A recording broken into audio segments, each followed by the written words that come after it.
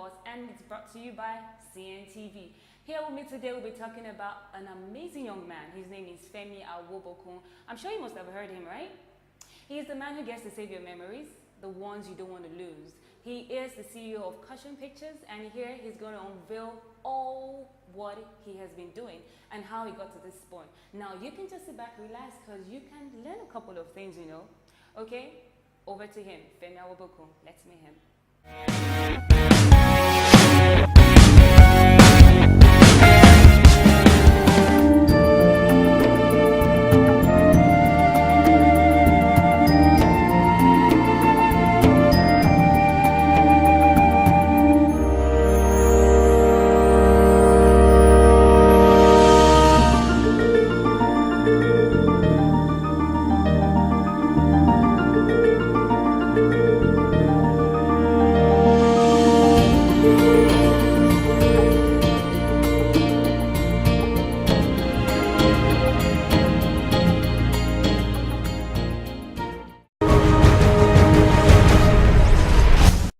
Looking for a business?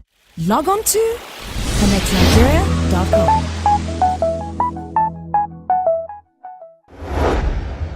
Hi, my name is Femi Awobokun, CEO of Caution Pictures. Growing up, my parents loved photography. My dad had a Polaroid camera and an old school frame camera. I never forgot the first day he gave me the opportunity to take pictures. I was trigger happy. I took over 1,000,001 pictures, but I only got to see 3 because, you know, back then you had to develop pictures, you know, but the 3 he chose were 3 that were very, very emotional. And seeing the joy on people's face when they got back to see the pictures that I washed out for them motivated me to start taking pictures, and today I run a photography company. I have a master's in management, so I also do business development for my photography team. We set up a videography department as well and a photo booth service for weddings, corporate events, and birthday parties. So a lot of people wonder why I chose the name Caution, because it's not a regular word. I mean, some people think it's my name. Nowadays people call me Femi Caution. I chose Caution because I wanted a word that stood out. That was when I was thinking of a name, I was thinking of something that stood out. So, you know, someone said, "Oh, why don't you just use the actual word for standing out? Caution, take caution." You know, I wanted to look out for something, so I chose the name. And then at first I was afraid that I won't be able to register it, so I had to add something to it because I wanted to register just Caution as a business name, but they said that was impossible. So I had to add Caution Entertainment and Caution Pictures, and I registered. And then today I'm known as Femi Caution or Femi Caution Pictures. Photography business started off while I was in London, and a couple of people wanted to take pictures but couldn't find a photographer. I was already taking pictures at the time, and then they were like, "Oh, Femi, come and take pictures at my birthday and we'll pay you." The pay wasn't great. I mean, the pay wasn't anything spectacular at the point, but it was a good avenue. And then after taking pictures for so long in London and Bristol, when I returned to Nigeria, I saw a lot of wedding photographers taking very, very crappy images that were disappointing to me at the time. So I decided to start off a business around taking pictures and helping people capture emotions and memories, as opposed to what was available at the time, which was just taking average and basic images at weddings and various events. I've been taking pictures for about 5-6 years, in Nigeria for 5 years, but as a whole for 6 years, at least at a professional level. I've done a couple of exhibitions, one in Forty Salat, one in London, and one in France as well. What have I learned over the years? That they never give photographer foods at weddings. It's a joke that I talk about, but it's the reality about it. They never feed us. But that aside, what else have I learned? That every wedding has a different story to tell. Every couple has a different story behind them, behind how they met, behind why they're marrying, and behind why they feel that each other are the best reasons for each other. That has helped me as an individual develop my love life. It has helped me develop my understanding of how people react to emotions, and help me understand how to control my emotions as well and channel my emotions in the right direction. At the moment, I have a team strength of about 10 photographers that we all work together as a unit. How do we get here? Personally, I'd say 2 things. One, love for what I do. So aside from wanting to get paid, I love what I do. I would show up and shoot a wedding for free if need be, and I'll shoot it very happily because I love taking pictures. I love capturing moments. I think that has driven me to always constantly develop myself and want to become better. Having wanted to become better has helped me be able to charge more, and has helped me be able to expand my team more because the results allow you to get more pay and more jobs.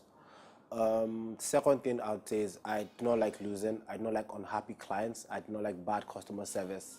So if I have a client today, regardless of how much you pay, whether it's £1,000 or $10,000, I'll treat you with utmost respect. I'll treat you with all the care that you can get. So I think that is what has also helped me push forward because people constantly keep recommending me, and I get a lot of referrals of my customer service. Where do I see myself in next couple of years? I see myself stepping away from weddings and leaving my team alone to do weddings, and maybe dive into other forms of photography. So at the moment, I'm working on a project around politics, and it's a project that showcases, let's say, two-phase projects. So in the first phase, I captured all the campaign promises that a lot of our politicians were chunking out during their campaign eras, and then I'm hoping to document the progress or hopefully progress and not failure of those promises, and if they were kept or if they weren't kept. So for me, photojournalism is also a next step in which I'll be looking to go into. Mentors in that area, at the moment, I'd say Bayo Moribo has been a great example for people that I use nowadays to talk to people about that. Bayo stuck to photojournalism. That's what he wanted to do and has grown in that field. So I feel like whatever field that you are in, you need to stick to it and have love for what you do, as opposed to being focused on the money, and you will grow in whatever aspect that you want. A double side of me that a lot of people know about is I work for one of the largest audit firms in Nigeria. We audit all the big companies in the country at the moment. So a lot of people wonder that, oh, Femi, if you run a company, why do you work for an audit firm? I work for an audit firm because I realized that there were some certain skills that I needed to develop within myself to enable me structure my business a lot more better. So I took up a role there that's a short-term role, but it's helping me develop skills that make me a better leader to my team members and my teammates, and also helps me develop my accountability to everything that I do. One of the biggest challenges is marketing.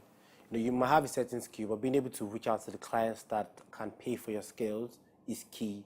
So I've had to come up with creative ways around how I can reach my target audience. Everybody markets on Instagram now, but I've also had to think about conventional ways to market to my clients.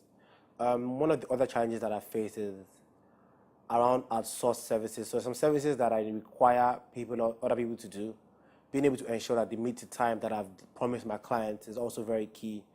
And maybe managing sleep, working 2 jobs and then ensuring that you deliver to clients in the shortest possible time. Where do I see myself in next couple of years?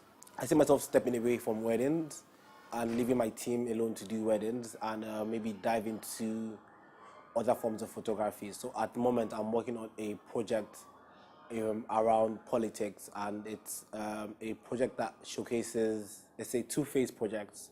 So in the first phase, I captured all the campaign promises that a lot of our politicians were chunking out during their campaign eras, and then I'm hoping to document the progress or hopefully progress and not failure of those promises, and if they were kept or if they weren't kept.